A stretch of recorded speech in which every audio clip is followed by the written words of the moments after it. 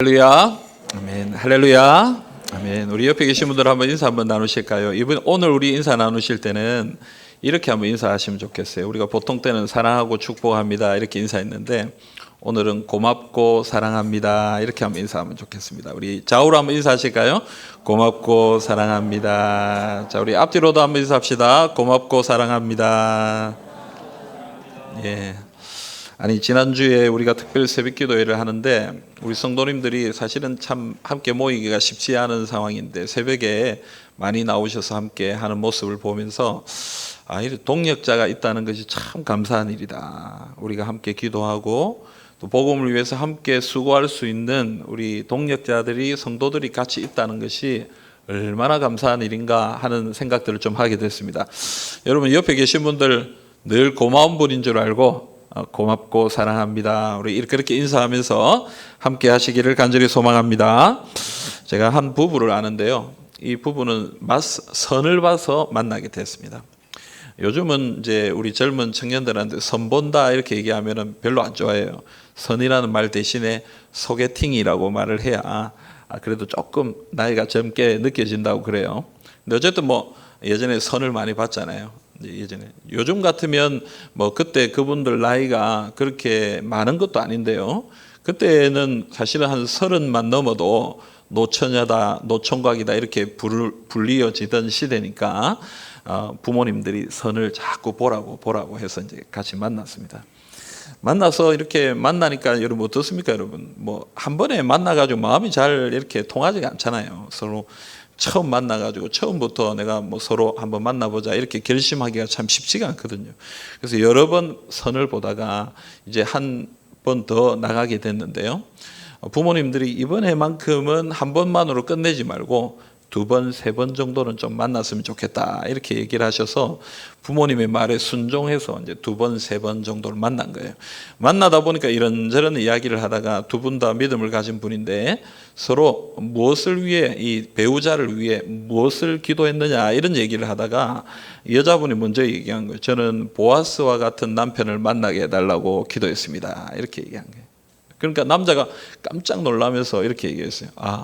저는 룻과 같은 아내를 만나게 해달라고 기도했는데요.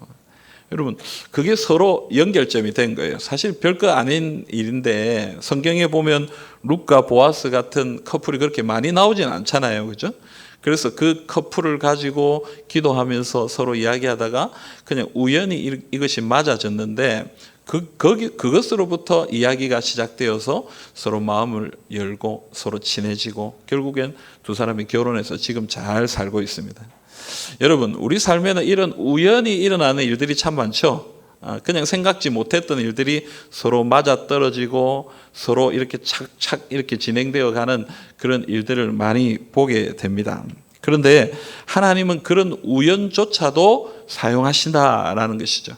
오늘 우리가 읽은 말씀에 보면 룻과 보아스가 만나는 장면의 이야기가 나옵니다. 오늘 말씀은 룻과 보아스가 만나는 이 장면을 뭐라고 설명하냐면 우연히 이루어진 일이다 이렇게 표현하고 있습니다. 그러나 우리는 그것이 우연적인 일이 아니라 뭐라고 믿습니까? 하나님의 계획 아래에 이루어진 일이다라는 것을 우리 잘 압니다.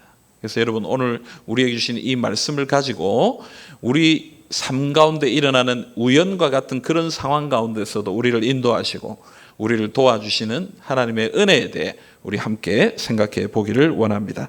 룻기 2장은요, 베들레헴에 이제 도착한 나오미와 룻의 이야기인데요. 룻기는 참 재미있게 쓰여진 것 같습니다. 지난주 설교할 때에 1장 22절에 대해서 제가 좀 설명을 했죠. 22절에 어떤 내용이 나옵니까? 그들이 보리 추수 시작할 때에 거기에 도착했다 이런 얘기가 나옵니다.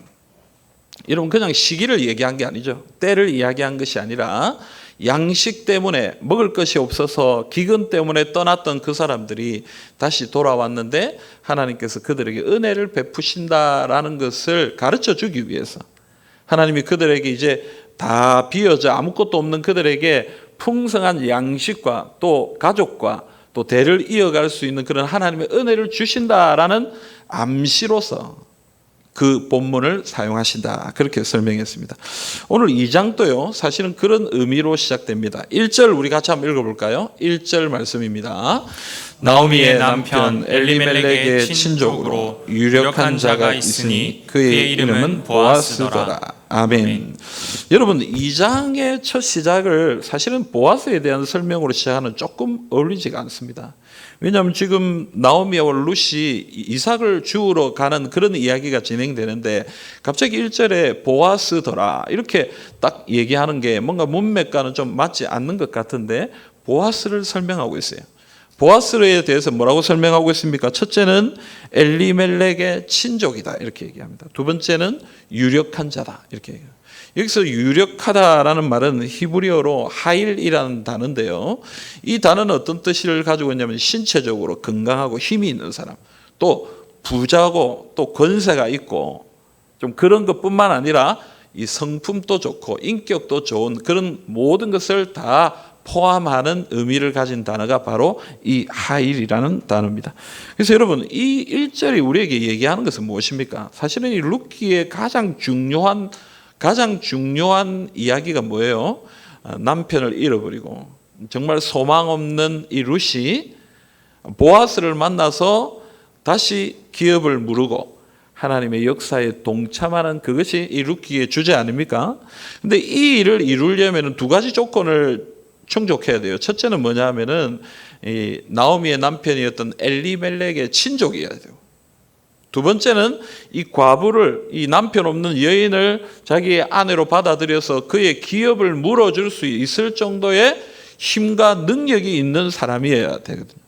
그런데 오늘 1절은 그 두 가지를 다 충족한 이 보아스에 대해서 설명하고 있거든요. 보아스, 이 사람은 엘리멜렉의 친족이고 또 유력한 사람이더라. 그래서 앞으로 이 보아스가 룻을 어떻게 만나게 되는지를 앞으로 설명할 것을 이야기해 주고 있는 것입니다. 여러분 특별히 이 유력하다라는 이 하일이라는 단어가 이 룻기에는 또 한 번 더 사용되는데요. 어디에 사용되냐면 룻기 3장 11절입니다. 우리 같이 한번 읽어봅시다. 3장 11절입니다. 그리고 이제 내 딸아 두려워하지 말라. 내가 내 말대로 내게 다 행하리니 내가 현숙한 여자인 줄을 나의 성읍 백성이 다 아느니라. 아멘. 여러분 이 보아스가 룻에게 하는 말인데요. 뭐라고 얘기합니까? 현숙한 여자인 줄을 다 안다 이렇게 얘기합니다. 여기서 현숙하다라는 단어가 바로 이 하일이라는 단어입니다. 유력하다라는 여기에 사용된 말이 또 똑같이 현숙하다라는 말과 똑같은 의미가 있다는 거예요. 그래서 무슨 얘기입니까, 여러분? 유력한 보아스와 현숙한 룻이 앞으로 어떻게 될 것이다. 가정을 이루고 하나님의 역사를 이룰 것이다 라는 것을 미리 보여주는 구절이 바로 오늘 2장 1절의 말씀이다 라고 얘기할 수 있습니다. 여러분 이런 보아스의 설명 이후에 오늘 룻이 나오미에게 얘기합니다. 2절 말씀입니다. 같이 읽읍시다. 모압 여인 룻이 나오미에게 이르되 원하건대 내가 밭으로 가서 내가 누구에게 은혜를 입으면 그를 따라서 이삭을 줍겠나이다 하니 나오미가 그에게 이르되 내 딸아 갈지어다 하매. 아멘. 여러분 룻이요 지금 나오미에게 말합니다. 내가 밭에 가서 이삭을 좀 줍겠습니다. 근데 여러분 이 2장을 가만히 보면요 룻을 설명할 때 항상 앞에 무엇을 표현하고 있냐면요 모압 여인 룻이다 이렇게 얘기합니다. 모압에서 온 모압 여인 룻 이렇게 표현을 합니다. 그러니까 여러분 지금 룻의 가장 약점, 룻이 가지고 있는 가장 불리한 조건이 뭡니까? 이방인이라는 거예요. 유대인이 아니고 이방인이라는 것입니다.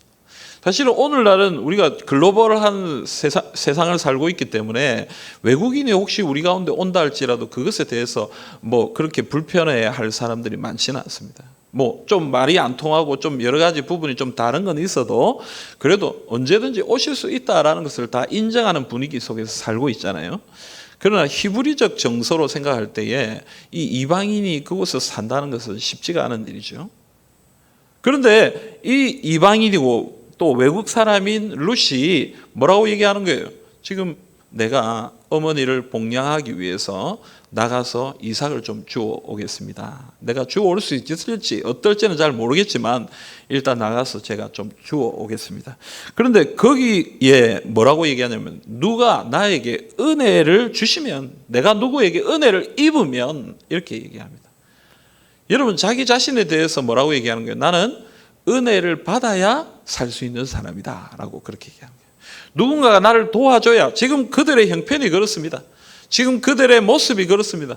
누군가 그들에게 은혜를 베풀어야 살아갈 수 있는 사람들, 그들이 바로 나오미고 룻입니다.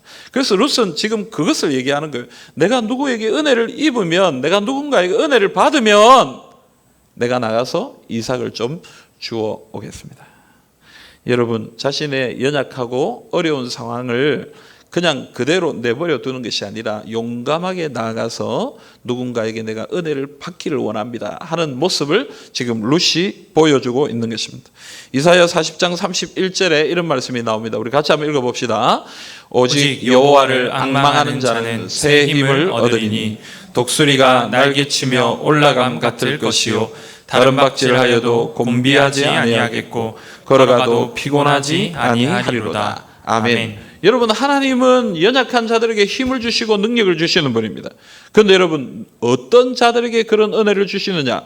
여호와를 앙망하는 자에게, 여호와를 소망하는 자에게, 여호와를 바라보고 믿음으로 나아오는 자들에게 하나님이 은혜 주신다라고 그렇게 얘기하고 있는 거예요. 지금 룻이 아직 믿음이 그렇게 온전한 사람은 아니지만 하나님께서 내게 은혜 주시기를, 누군가 나에게 은혜를 베풀기를 소원하는 마음을 가지고 나가기 때문에 하나님의 은혜를 누리게 되는 것입니다. 마가복음 5장에 보면요, 우리가 잘 아는 이 12해 동안 혈루증을 앓았던 여인이 나옵니다. 이 여인이 이 병 때문에 얼마나 많은 고난을 당하고 고통을 당했습니까? 그런데 그 고난당한 중에 예수님이 자기 마을에 오신다는 얘기를 들었어요. 그래서 이 여인이 예수님 만나서 내가 나음을 입어야 되겠다. 근데 사람들이 너무 많잖아요. 그래서 그 많은 사람들 가운데 들어가서 어떻게 합니까? 예수님의 옷자락을 만집니다. 근데 여러분, 옷자락을 만졌는데 예수님의 능력이 그에게 임합니다. 그래서 그의 모든 혈루 근원이 말라버리는 그런 기적을 경험하는 것입니다. 그런데 예수님이 그걸 알고는 이 여인을 부릅니다. 왜 이런 일을 행했느냐라고 얘기할 때 이 여인이 뭐라고 얘기하냐면요, 마가복음 5장 28절에 이런 얘기를 합니다. 이는 내가 그의 옷에만 손을 대어도 구원을 받으리라. 예, 이 믿음이 그에게 있었던 거예요. 내 병이 어떻게 나을 수 있겠나? 나의 이 연약함이 어떻게 나을 수 있겠나? 내가 예수님의 옷에만 손을 대어도, 그분 가까이에서 옷만 만져도 나는 나음을 입겠다라는 그런 소원을 가지고 예수님께 나아갔기 때문에 그는 예수님의 은혜와 능력을, 기적과 같은 일을 경험하게 되었다라는 것입니다. 그러므로 여러분, 오늘 우리가 어렵고 힘든 상황 가운데 있지만 우리가 이 은혜를 사모해야 됩니다. 하나님이 우리에게 주실 귀한 능력을 사모해야 됩니다. 그래서 주님 앞에 나가야 됩니다. 하나님, 우리를 붙들어 주시고 내게 은혜를 베풀어 주시옵소서. 내가 어떤 어려운 상황 가운데 있더라도, 내가 어떤 힘든 상황 가운데 있더라도 하나님이 나를 새롭게 하실 줄 믿고 주님 앞에 나아가오니 하나님, 내게 은혜를 베풀어 주십시오. 내가 누군가에게 은혜를 받을 수 있도록 하나님이 인도하여 주시옵소서. 여러분, 그런 믿음으로 주님 앞에 나갈 때에 하나님이 우리에게 은혜를 내려주시는 것입니다. 여러분, 이 믿음으로 주님 앞에 나아가는 우리 모두가 되기를 간절히 소망합니다. 여러분, 마틴 루터가 이런 얘기를 했습니다. 믿음과 소망은 함께 있어야 한다. 우리는 믿음으로 의롭다함을 받고 소망으로 고난 중에 참아야 한다. 여러분, 우리는 예수 그리스도를 믿음으로 의롭다함, 구원을 받아야 됩니다. 또한 하나님이 우리에게 은혜 주신다라는 그 소망을 붙들고 살아야 됩니다. 지금 내 삶이 어떻든지, 나의 환경이 어떻든지 그것 중요한 것이 아니라 하나님이 내게 은혜 주시는 분이다. 하나님이 내게 은혜 주실 때에 내가 살아갈 수 있다. 이 소망을 가지고 주님 앞에 나갈 때에 하나님의 능력을 경험하게 되는 것입니다. 믿음과 소망 가운데 살아가시기를 간절히 바랍니다. 또한 여러분, 계속해서 말씀은 이 룻에 대해서 이렇게 얘기합니다. 6절 7절인데요. 우리 같이 한번 읽어봅시다. 6절과 7절입니다. 베는 자를 거느린 사환이 대답하여 이르되, 이는 나오미와 함께 모압 지방에서 돌아온 모압 소녀인데 그의 말이 나로 베는 자를 따라 단 사이에서 이삭을 줍게 하소서 하였고, 아침부터 와서는 잠시 집에서 쉰 외에 지금까지 계속하는 중이니이다. 아멘. 여러분, 보아스가 사환에게 물어봅니다. 저 여자 누구냐? 그때 이 사환이 보아스에게 이 룻에 대해서 설명하는 이야기예요. 뭐라고 얘기합니까? 그가 와서 내가 좀 이삭을 좀 주어도 되겠습니까? 하고 물어봤다는 거예요. 그리고는 어떻게 했어요? 그 시간부터 지금까지 잠시 쉬는 그 시간을 내어놓고는 나머지 다 정말 열심히 지금 일하고 있습니다. 이렇게 얘기합니다. 여러분, 룻이 어떤 사람인지를 보여주는 것 같아요. 룻은요, 지금 시어머니인 나오미를 복양하기 위해서 최선을 다하고 있는 거예요. 자기는 모압 여자, 이방 여자인데도 불구하고 낯선 곳에 와서 지금 최선을 다하고 있는 거예요. 충성을 다하고 있는 거예요. 아침부터 와서 오후 때까지 지금 잠시 쉬는 그 틈을 빼어놓고는 계속 최선을 다해, 충성을 다해, 열심을 다해 자신의 일을 하고 있다는 것입니다. 여러분, 하나님 앞에서 살아가는 인생의 가장 바람직한 모습을 우리에게 보여주고 있는 것 같습니다. 폴 워셔라는 목사님이 있는데요, 이 목사님이 자신의 책에서 뭐라고 설명하냐면 이렇게 얘기하고 있습니다. 비범한 것을 향한 우리의 갈망이 결코 하나님께서 우리에게 성장하라고 주신 일반적인 수단을 무시하게 해서는 안 된다. 여러분, 무슨 말이냐면 하나님의 크신 은혜, 이 비범한 은혜를 생각하면서 우리가 그 비범한 은혜를 향한 소원이 일반적으로 하나님 우리에게 하라고 하신 그 일들을 하지 않는, 무시하는 그런 행동으로 나타나서는 안 된다는 거예요. 그러니까 이 비범한 은혜는 어디서부터 온다는 거예요? 일반적으로 행하는 그런 행동 하나하나가 모여서 하나님의 은혜를 받게 되는 계기로 변화된다는 것입니다. 그러니까 여러분, 우리가 매일매일 열심히 살고 순간순간 충성되게 살고 하나님을 향하여 늘 기도하고 엎드리고 하나님을 사모하고 늘 그렇게 나가는 삶이 모여질 때에, 그런 일반적인 삶이 계속 반복될 때에 하나님의 크신 은혜와 능력이 우리 가운데 임한다는 거예요. 그래서 여러분, 우리는 하나님의 은혜를 얻기를 원한다면 특별한 어떤 은혜로 그냥 한 번에 변화되는 그런 것이 아니라 매일매일 우리가 하나님 앞에 엎드려 기도하고 말씀 붙들고 주님 앞에 성실하게 살아감을 통해서 그런 삶의 연속을 통해 우리의 삶이 변화되고 하나님의 은혜로 새롭게 된다라는 것입니다. 그러므로 여러분, 우리의 삶은 성실해야 됩니다. 우리의 삶은 충성돼야 됩니다. 어떤 특별한 때에 그냥 열심히 하는 그것으로 만족하는 것이 아니라 우리는 매일매일 주님 앞에 나아가고 매일매일 주님 앞에서 성실하고 충성된 삶을 살아야 한다는 것이죠. 오늘 이 시간 우리의 삶을 한번 돌아볼 수 있기를 바랍니다. 여러분, 하나님 앞에 성실하게 살아가고 계십니까? 어떤 상황이 어렵고 힘들 때 우리 너무 쉽게 자포자기할 때가 있습니다. 아무리 해도 안 되는데, 이거 뭐 해봐야 뭐 아무 소용이 없는 것 같은데. 그러나 여러분, 포기하지 말고요, 끝까지 성실하게 주님 앞에 나가십시오. 그러면 하나님의 때에 하나님께서 주시는 은혜가 있는 줄 믿습니다. 여러분, 이 믿음 가지고 주님 앞에 충성된 삶을 살아가시는 주님의 백성들이 다 되시기를 바랍니다. 두 번째로 여러분, 오늘 하나님께서 이 어렵고 힘든 상황 속에서 은혜를 구하며 최선을 다하는 룻에게 은혜를 베푸시고 계십니다. 3절 말씀 우리 같이 한번 봅시다. 3절입니다.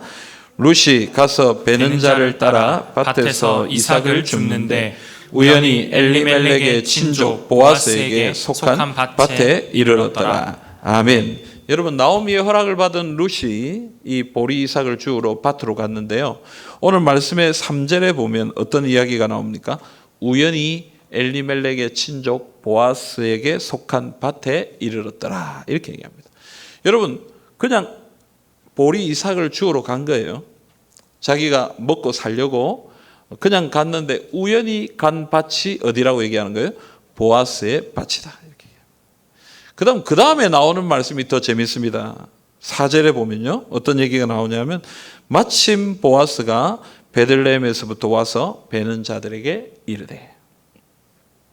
여러분, 우연히 룻이 보아스의 밭에 이르렀습니다. 그런데 마침 그때 보아스가 룻이 있는 밭에 왔습니다. 그리고는 물어봅니다. 저 여자가 누구냐? 저 여인이 누구냐? 저 여인은 누구에게 속한 자냐? 이렇게 물어보는 거예요.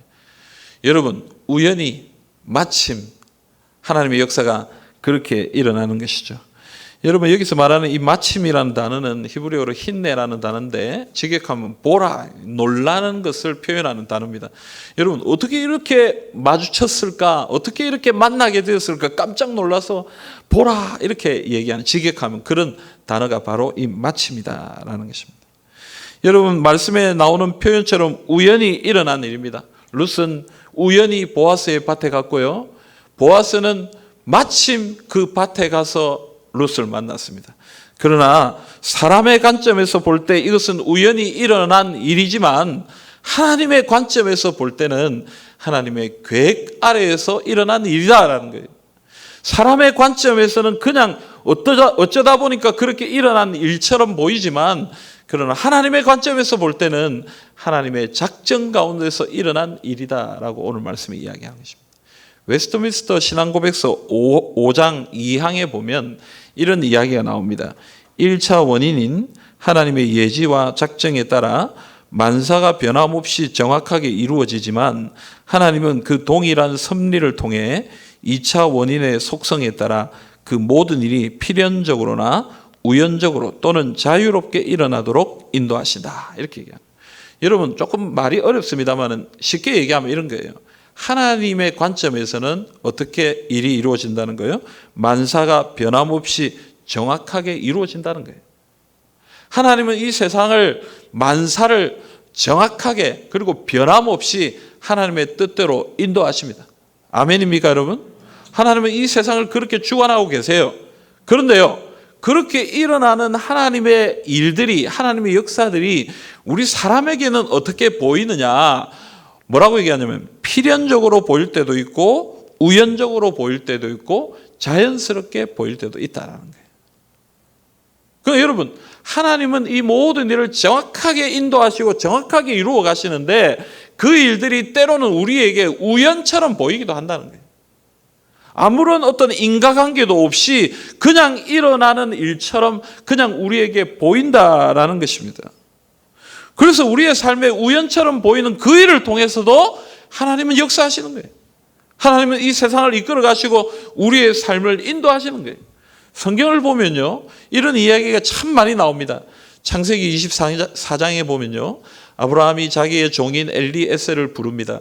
그리고 자기 아들의 이 신부감을 찾기 위해 메소포타미아로 가라 이렇게 얘기합니다. 이 사람이 이 주인의 명을 받아서 메소포타미아의 이 나홀의 성에 이르러서 하나님 앞에 기도해요.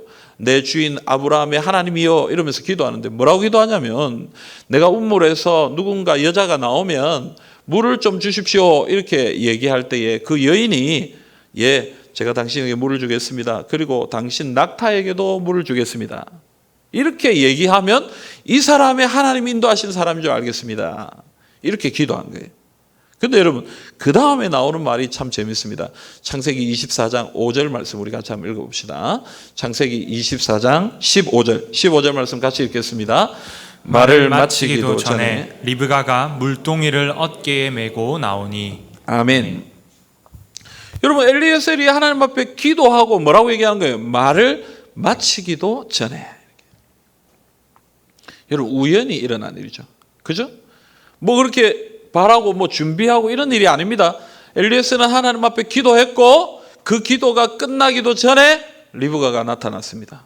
우연히 일어난 일처럼 보이지만 그러나 그 안에 하나님의 역사가 존재하는 것입니다.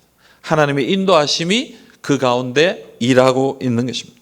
에스더 6장에 보면요, 어떤 이야기가 나오냐면, 사실 이 에스더 6장 앞에 에스더 5장에 보면 이 하만이 모르드게를 너무 싫어해가지고 이 모르드게를 죽여야 되겠다 하고는 높이가 50규빗이나 되는 긴 장대를 만들어 놓습니다. 그리고는 내일 내가 왕에게 가서 이 모르드게를 이 장대에 매달도록 내가 왕에게 청을 해야 되겠다, 이렇게 생각하는 이야기가 이 에스더 5장에 나와요. 그런데요, 에스더 6장에 딱 가면 어떤 이야기가 나오냐면 이 왕이 밤에 잠을 자는데 잠이 안 오는 거예요.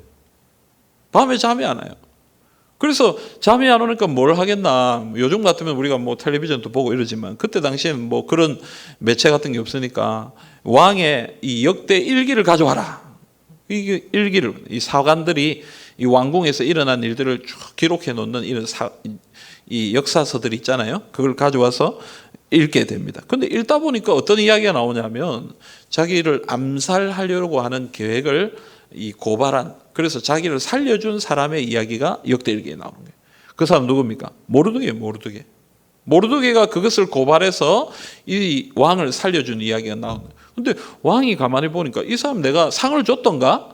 모르는 거예요. 그래서 하만을 부릅니다.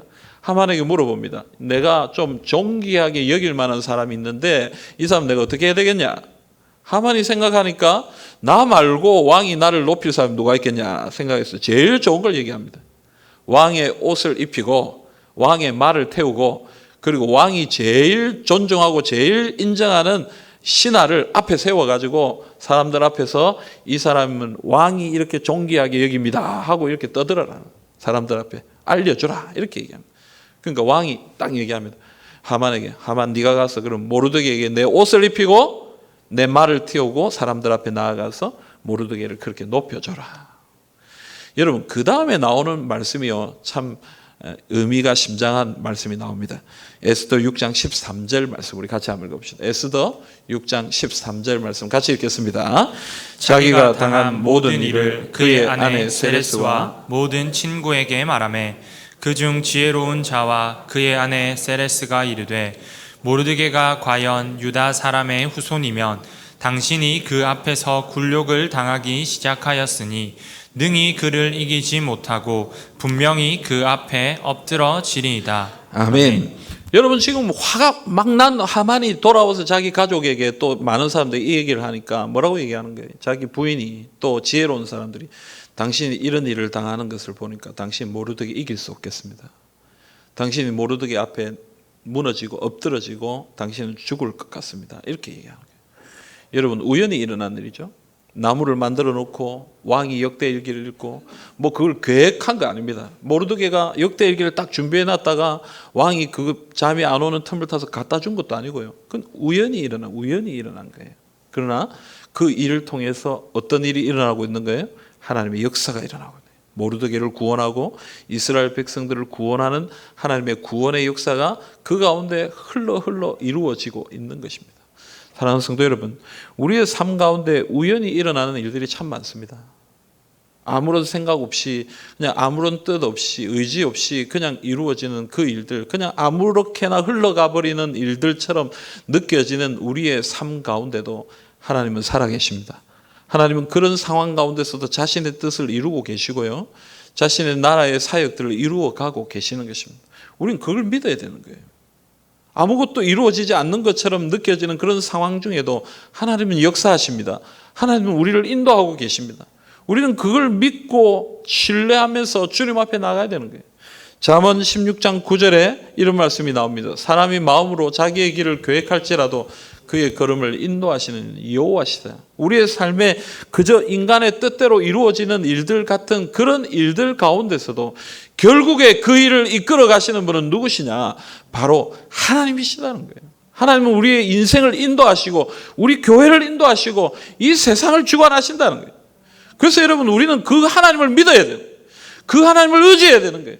당장 뭐 아무것도 일어나는 것 없는 것처럼 느껴지고 낭망이 되고 실망이 되고 아무런 열매도 없는 것처럼 그렇게 생각된다 할지라도, 그러나 그렇게 이루어지는 우연과 같은 삶 가운데도 하나님은 여전히 존재하고 계시고 우리의 삶을 붙들고 계시고 역사하고 계시는 거예요. 아멘입니까 여러분?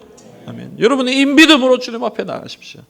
포기하지 말고 좌절하지 말고 의심하지 말고 하나님을 의지하고 믿음으로 주님 앞에 나가셔서 우리 가운데 은혜를 나타내시는 하나님을 붙들고 살아가시는 주의 백성들이 다 되시기를 간절히 소망합니다. 사랑하는 성도 여러분, 우리는 하나님의 은혜로만 살 수 있는 연약한 사람들입니다. 오직 하나님의 은혜를 기대하며 최선을 다해 살아가십시다. 그리고 우연히 이루어지는 우리의 삶 가운데 하나님께서 역사하심을 믿고 담대히 나아갈 수 있기를 바랍니다. 오늘 이 두 가지 말씀 여러분 꼭 기억하시고 우리의 삶을 인도하시고 우리를 주장하시는 그 하나님과 함께 동행하면서 하나님 주시는 은혜를 누리는 우리 모든 성도님들이 다 되시기를 주님의 이름으로 기원합니다. 아멘.